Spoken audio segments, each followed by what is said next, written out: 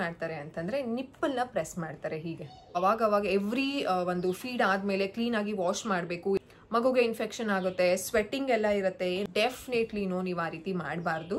No, ಮಗು complete ನಿಪ್ಪಲ್ನ ಬಾಯಿಗೆ ಮಗುಗೆ ಹಿಂಗೆ ಇಡೋದಕ್ಕೆ ಹೋಗೋದು.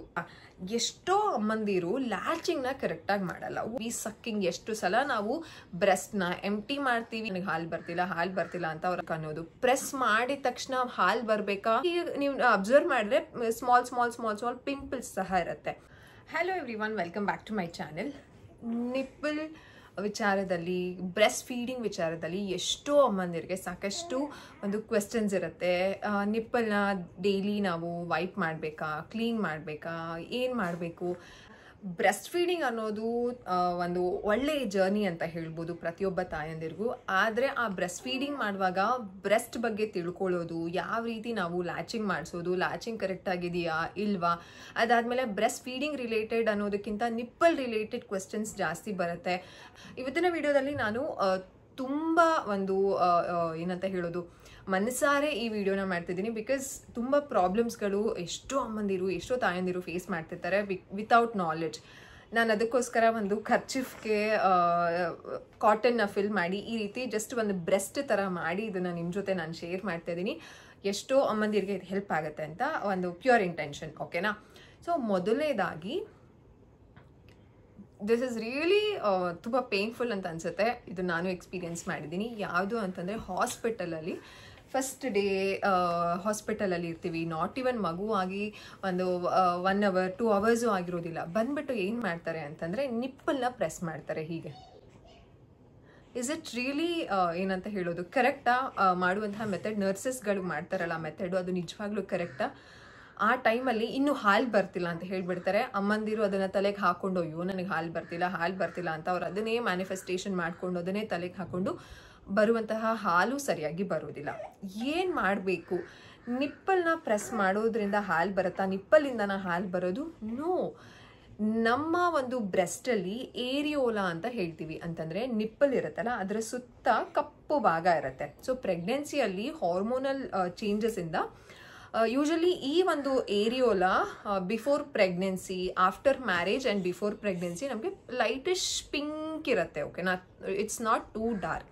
ಆಫ್ಟರ್ ಪ್ರೆಗ್ನೆನ್ಸಿ ಮಗು ಇನ್ನೇನು ಆಗ್ತಿದೆ ಅಂತಂದಾಗ ಕಂಪ್ಲೀಟ್ ಕಪ್ಪಾಗ್ಬಿಡುತ್ತೆ. ವೆರಿ ಡಾರ್ಕ್, ಡೆಡ್ ಡಾರ್ಕ್ ಆಗುತ್ತೆ. ಆ್ಯಂಡ್ ಅದರಲ್ಲಿ ನೀವು ಅಬ್ಸರ್ವ್ ಮಾಡಿದ್ರೆ ಸ್ಮಾಲ್ ಪಿಂಪಲ್ಸ್ ಸಹ ಇರುತ್ತೆ. ಇಟ್ಸ್ ಆಲ್ ಒಂದು ಏನಂತ ಹೇಳೋದು, ನಮ್ಮ ಬ್ರೆಸ್ಟ್ ಫೀಡಿಂಗ್ಗೆ ಅದು ರೆಡಿ ಆಗ್ತಿರುತ್ತೆ, ನಮ್ಮ ಬ್ರೆಸ್ಟ್ ಅಂತ ಹೇಳ್ಬೋದು. ಓಕೆನಾ? ಮೊದಲನೇದಾಗಿ ಬ್ರೆಸ್ಟ್ ಮಿಲ್ಕ್ ಹೇಗೆ ನಮಗೆ ಪ್ರೊಡ್ಯೂಸ್ ಆಗುತ್ತೆ ಅಂತ ಅರ್ಥ ಮಾಡ್ಕೊಳ್ಳೋಣ. ಸಿ, ಬ್ರೆಸ್ಟ್ ಮಿಲ್ಕ್ ಅನ್ನೋದು ಪ್ರೊಡ್ಯೂಸ್ ಆಗೋದು ಒಂದು ಇಟ್ಸ್ ಅ ಕಾಂಪ್ಲೆಕ್ಸ್ ಪ್ರಾಸೆಸ್ ಅಂತ ಹೇಳ್ಬೋದು. ಇನಿಷಿಯಲಿ ಇದು ಒಂದು ಈ ಪ್ರಾಸೆಸ್ ಶುರು ಆಗೋದು ಹಾರ್ಮೋನ್ಸಿಂದ, ಮ್ಯಾಮರಿ ಗ್ಲ್ಯಾಂಡ್ಸಿಂದ ಆ್ಯಂಡ್ ಬೇಬಿ ಎಷ್ಟು ಚೆನ್ನಾಗಿ ಅದಿತಿ ಕ್ಯಾಮ್ರಾ ಇದೆ, ಬೇಬಿ ಎಷ್ಟು ಚೆನ್ನಾಗಿ ಸಕ್ ಮಾಡುತ್ತೆ ಅನ್ನುವಂಥ ಒಂದು ಇದರಿಂದ. ಓಕೆನಾ? ಸೊ ಮಗು ಎಷ್ಟು ಚೆನ್ನಾಗಿ ಸಕ್ ಮಾಡುತ್ತೆ ಅದ್ರ ಮೇಲೆ ಡಿಪೆಂಡ್ ಆಗುತ್ತೆ ಬ್ರೆಸ್ಟ್ ಮಿಲ್ಕ್ ಅನ್ನೋದು. ಪ್ರೆಸ್ ಮಾಡಿದ ತಕ್ಷಣ ಹಾಲು ಬರಬೇಕಾ? No, it is not like that. And also ಎಲ್ಲಿ ಪ್ರೆಸ್ ಮಾಡಬೇಕು ಅಂತಲೂ ನಾನು ನಿಮಗೆ ಹೇಳ್ಕೊಡ್ತೀನಿ. And next, it's a complex process. First one ಇದು ಹಾರ್ಮೋನಲ್ ಇಂಬ್ಯಾಲೆನ್ಸ್, ಹಾರ್ಮೋನಲ್ ಒಂದು ಚೇಂಜಸ್ ಇಂದ ಹಾಲು ಪ್ರೊಡ್ಯೂಸ್ ಆಗೋದು. Second is mammary gland and third is baby sucking. ಈ ಒಂದು ಎದೆ ಹಾಲು ಚೆನ್ನಾಗಿ ಬರೋದು ಯಾವ ರೀತಿ ಅಂತಂದರೆ, ಎಷ್ಟು ಮಗು ಸಕ್ ಮಾಡುತ್ತೋ ಅವಾಗ ನಮಗೆ ಪ್ರೋಲ್ಯಾಕ್ಟಿನ್ ಅನ್ನುವಂತಹ ಹಾರ್ಮೋನ್ ಇನ್ಕ್ರೀಸ್ ಆಗುತ್ತೆ. ಪ್ರೋಲ್ಯಾಕ್ಟಿನ್ ಅಂತಂದರೆ ಬ್ರೆಸ್ಟ್ ಮಿಲ್ಕ್ ಇನ್ಕ್ರೀಸ್ ಮಾಡುವಂತಹ ಒಂದು ಹಾರ್ಮೋನ್. ಅದ್ರ ಜೊತೆಗೆ ಆಕ್ಸಿಟೋಸಿನ್ ಹೇಗೆ, ಮಗುನ ನಾವು ಎಷ್ಟು ಚೆನ್ನಾಗಿ ನಮ್ಮ ಎದೆಗೆ ಟಚ್ ಮಾಡ್ಕೊಂಡಿರ್ತೀವೋ, ಸ್ಕಿನ್ ಟು ಸ್ಕಿನ್ ಕಾಂಟ್ಯಾಕ್ಟ್ ಎಷ್ಟು ಚೆನ್ನಾಗಾಗುತ್ತೋ, ಆ ಬಾಂಡಿಂಗ್ ಎಷ್ಟು ಚೆನ್ನಾಗಿ ಕ್ರಿಯೇಟ್ ಆಗುತ್ತೋ, ಆವಾಗ ಬ್ರೈನಲ್ಲಿ ಆಕ್ಸಿಟೋಸಿನ್ ಅನ್ನುವಂತಹ ಒಂದು ಹಾರ್ಮೋನ್ ರಿಲೀಸ್ ಆಗುತ್ತೆ. ಆ ಆಕ್ಸಿಟೋಸಿನ್, ಪ್ರೋಲ್ಯಾಕ್ಟಿನ್ ಆಲ್ರೆಡಿ ರೆಡಿ ಆಗಿರುತ್ತೆ ಬ್ರೆಸ್ಟ್ ಮಿಲ್ಕ್ ಬರೋದಕ್ಕೆ. ನಮಗೆ ಪ್ರೋಲ್ಯಾಕ್ಟಿನ್ ಹಾಲು ಬರೋದಕ್ಕೆ ರೆಡಿ ಆಗಿರುತ್ತೆ. ಆಕ್ಸಿಟೋಸಿನ್ ಅನ್ನೋದು ಅದನ್ನ ಲೆಟ್ ಡೌನ್ ಮಾಡುತ್ತೆ, ಅಂದರೆ ಹಾಲನ್ನ ಹೊರಗಡೆ ಹಾಕೋದಕ್ಕೆ ಇದು ಮಾಡುತ್ತೆ. ಈ ಒಂದು ಹಾಲು ಚೆನ್ನಾಗಿ ಹೊರಗಡೆ ಬರೋದಕ್ಕೆ prolactin, oxytocin and baby sucking, ಎಷ್ಟು ಸಲ ನಾವು ಬ್ರೆಸ್ಟ್ನ ಎಂಟಿ ಮಾಡ್ತೀವಿ, ಮಗುಗೆ ಎಷ್ಟು ಸಲ ಫೀಡ್ ಮಾಡಿಸ್ತೀವಿ ಅನ್ನೋದ್ರ ಮೇಲೆ ನಮ್ಮ ಬ್ರೆಸ್ಟ್ ಮಿಲ್ಕ್ ಇನ್ವಾಲ್ವ್ ಆಗಿರುತ್ತೆ. ಓನ್ಲಿ ಪ್ರೆಸ್ ಮಾಡಿದ ತಕ್ಷಣ ಹಾಲು ಬರ್ತಿಲ್ಲ ಅನ್ನುವಂತಹ ಪ್ರಶ್ನೆ ನಿಜವಾಗ್ಲೂ ಅದು ಒಂದು ಉತ್ತರನೂ ಅಲ್ಲ, ಅದು ತಲೆಗೆ ಹಾಕೊಳ್ಳುವಂತಹ ಒಂದು ಲಾಜಿಕ್ ಸಹ ಅಲ್ಲ ಆಗಿರುತ್ತೆ. That is very important. ಓಕೆನಾ? This is all about basic ಒಂದು breast milk related. And next areola ಬಗ್ಗೆ ಮಾತಾಡ್ತಿದ್ದೆ. ಕೆಲವರಿಗೆ ಪ್ರಶ್ನೆ ಏನು ಅಂತಂದರೆ, ನಮ್ಮ ಒಂದು ಎದೆ ಭಾಗ, ಎದೆ ತೊಟ್ಟು, ನಿಪ್ಪಲ್ ಅಂತ ಏನು ಹೇಳ್ತೀವಿ, ಅದನ್ನು ನಾವು ನೀಟಾಗಿ ಇಟ್ಕೊಳ್ಬೇಕು. ಅವಾಗ ಎವ್ರಿ ಒಂದು ಫೀಡ್ ಆದಮೇಲೆ ಕ್ಲೀನಾಗಿ ವಾಶ್ ಮಾಡಬೇಕು. ಮಗುಗೆ ಇನ್ಫೆಕ್ಷನ್ ಆಗುತ್ತೆ, ಸ್ವೆಟ್ಟಿಂಗ್ ಎಲ್ಲ ಇರುತ್ತೆ, ಏನಪ್ಪ ಅದು ಇದು ಅಂತ ಅಂದ್ಬಿಟ್ಟು ಕೆಲವರು ತುಂಬ ವೈಪ್ ಮಾಡ್ತಾರೆ. ಆಫ್ಟರ್ ಎವ್ರಿ ಫೀಡ್ ತುಂಬ ಜಾಸ್ತಿ ವಿಗ್ರೆಸ್ ಆಗಿ ವೈಪ್ ಮಾಡೋದು, ಎವ್ರಿ ಟೈಮ್ ವಾಶ್ ಮಾಡೋದು, ಇದನ್ನೆಲ್ಲ ಮಾಡ್ತಿರ್ತಾರೆ. ಆ ರೀತಿ ಮಾಡಬೇಕಾ? ಡೆಫಿನೆಟ್ಲಿ ನೋ, ನೀವು ಆ ರೀತಿ ಮಾಡಬಾರ್ದು. ಯಾಕಪ್ಪ ಆಚೆ ಹೋಗಿ ಬರ್ತೀರಾ? ಗೋನ್ ಕಮ್, ಡೋರ್ ಕ್ಲೋಸ್ ಮಾಡ್ಕೊಂಡು ಹೋಗಿ. ಆ ರೀತಿ ನೀವು ಮಾಡಲೇಬಾರ್ದು. ಯಾಕೆ ಮಾಡಬಾರ್ದು ಅಂತಂದರೆ, ಈ ಏರಿಯೋಲಾ ಅನ್ನೋದು ಅದು ಒಂದು ಗ್ಲ್ಯಾಂಡ್ ಆಗಿರುತ್ತೆ. ಆ ಗ್ಲ್ಯಾಂಡಲ್ಲಿ ಮಗು ಹೊಟ್ಟೆ ಒಳಗಡೆ ಇದ್ದಾಗ ಆಮ್ನಿಯೋಟಿಕ್ ಫ್ಲೂಯಿಡ್ ಇರುತ್ತಲ್ಲ, ಸೊ ಆ ಆಮ್ನಿಯೋಟಿಕ್ ಫ್ಲೂಯಿಡ್ಡು ಸೇಮ್ ಸ್ಮೆಲ್ಲು ಇಲ್ಲಿರುತ್ತೆ. ನೀವು ತುಂಬ ವಾಶ್ ಮಾಡಿ ವೈಪ್ ಮಾಡೋದ್ರಿಂದ ಏನಾಗುತ್ತೆ ಅಂತಂದರೆ ಆ ಸ್ಮೆಲ್ ಹೋಗುತ್ತೆ. ನೀವು ಮಗುಗೆ ಕನ್ಫ್ಯೂಷನ್ ಮಾಡ್ತಾ ಇದ್ದೀರಾ. ಅಂದರೆ ಈಗ ಮಗು ಬಂದು ಇಲ್ಲಿ ನಿಪ್ಪಲ್ ಹತ್ರ ಬಾಯಿ ಇಟ್ಟ ತಕ್ಷಣ ಮಗುಗೆ ಸ್ಮೆಲ್ ಬರುತ್ತೆ, ದಟ್ ಆಮ್ನಿಯೋಟಿಕ್ ಫ್ಲೂಯಿಡ್ ಸ್ಮೆಲ್ ಬರುತ್ತೆ. ಮಗು ಆರಾಮಾಗಿ ಲ್ಯಾಚ್ ಮಾಡುತ್ತೆ. ಇದೆಲ್ಲ ಒಂದು ರಿಫ್ಲೆಕ್ಸಸ್, ಓಕೆನಾ? ಸೊ ಇಲ್ಲಿ ಏನು ಸ್ಮೆಲ್ ಇಲ್ಲ ಅಂತಂದರೆ baby has to latch it and get the feed ಅಲ್ವಾ? ಸೊ ನೀವು ಕನ್ಫ್ಯೂಷನ್ ಮಾಡಕ್ಕೆ ಹೋಗಬೇಡಿ. ಇಟ್ಸ್ ಆಲ್ ಯೂನಿವರ್ಸಲ್ಲಿ ಒಂದು ಗಿಫ್ಟ್ ನಮಗೆ ಇದೆಲ್ಲ ಕೊಟ್ಟಿರೋದು. ಮಗು ಗರ್ಭದಿಂದ ಹೊರಗಡೆ ಬಂದಿದ ತಕ್ಷಣ ಬ್ರೆಸ್ಟ್ಗೆ ಅಟ್ಯಾಚ್ ಆಗಬೇಕು, ಚೆನ್ನಾಗಿ ಬ್ರೆಸ್ಟ್ ಮಿಲ್ಕ್ ಕುಡಿಬೇಕು ಅಂತಂದರೆ ಏರಿಯೋದಲ್ಲಿ ಸ್ಮೆಲ್ ಕೊಟ್ಟಿದ್ದಾರೆ, ಆ ಸ್ಮೆಲ್ ಇದೆ. ಸೊ ಅದಕ್ಕೋಸ್ಕರ ಮಗು ಚೆನ್ನಾಗಿ ಫೀಡ್ ಮಾಡುತ್ತೆ. This is important to note, ಓಕೆನಾ? ನೆಕ್ಸ್ಟು, ಇದು ಆ್ಯಕ್ಚುಲಿ ರಬ್ಬರ್ ಬ್ಯಾಂಡ್ ಹಾಕಿದೆ, ರಬ್ಬರ್ ಬ್ಯಾಂಡ್ ಕಿತ್ತೆ ಹೋಯಿತು. I put it again. Next ಇನ್ನೊಂದೇನು ಅಂತಂದರೆ, ಫೀಡಿಂಗ್ ಮಾಡುವಾಗ ಲ್ಯಾಚಿಂಗ್ದು ತುಂಬ ಪ್ರಾಬ್ಲಮ್ಸ್ನ ಅಮ್ಮಂದಿರು ಫೇಸ್ ಮಾಡ್ತಾರೆ. ಮಗು ಸರಿಯಾಗಿ ಹಾಲು ಕುಡಿತಿಲ್ಲ, ಮಗು ಹಾಲು ಕುಡಿತಿದ್ರು ಮಗು ಹಾಲು ಬರ್ತಿಲ್ಲ ಅಂತ.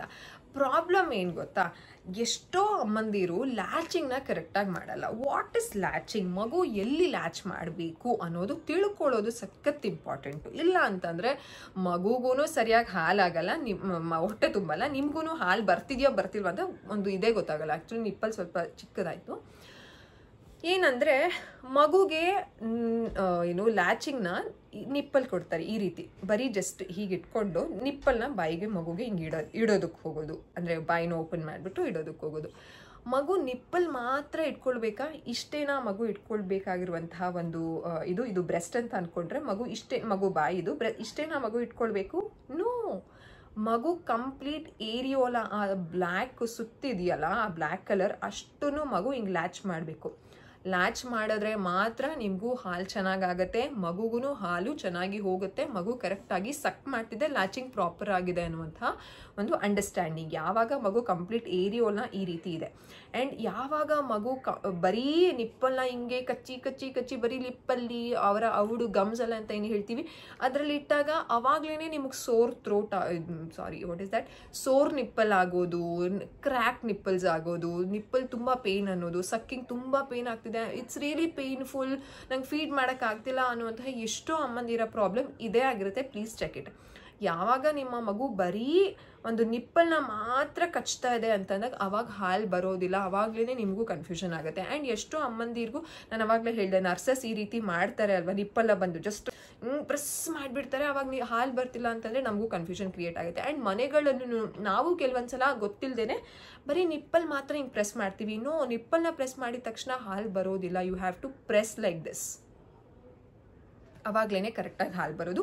So this is very basic. ಈ ಒಂದು ಏನಂತ ಹೇಳೋದು, ಇದೊಂಥರ ಅಮ್ಮಂದಿರಿಗೆ ಬೇಕಾಗಿತ್ತು, ವೆರಿ ನೆಸೆಸರಿ ಒಂದು ವಿಡಿಯೋ ಅಂತ ಅಂದ್ಕೊಂಡಿದ್ದೀನಿ. ದಿಸ್ ಇಸ್ ಪಾರ್ಟ್ 1 ಅಂತ ಕನ್ಸಿಡರ್ ಮಾಡಿ.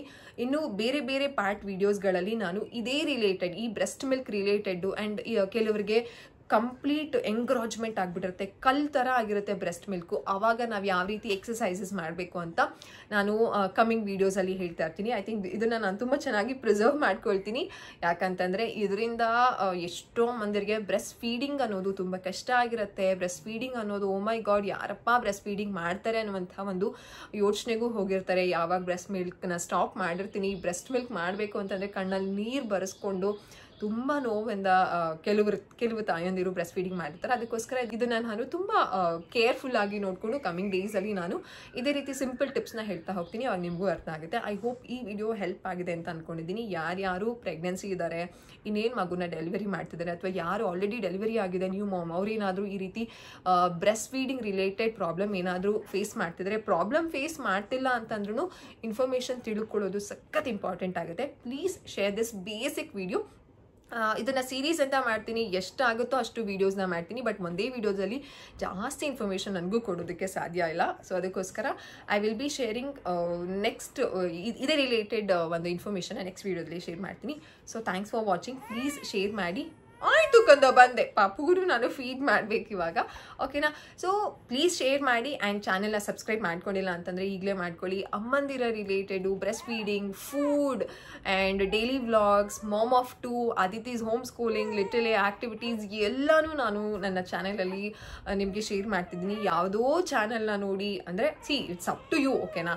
ನಾನೇನು ಹೇಳೋದು ಗೊತ್ತಾ, ಈ ಕೆಲವೊಂದು ಸಲ ನಾವು ಸ್ಕ್ರಾಲ್ ಅಪ್ ಮಾಡ್ತಿರ್ತೀವಿ, ನೋಡ್ತೀವಿ, ಅದರಿಂದ ಇನ್ಫಾರ್ಮೇಷನೇ ಇರಲ್ಲ ಅಂತ ಅಂದ್ಕೊಳ್ತೀನಿ.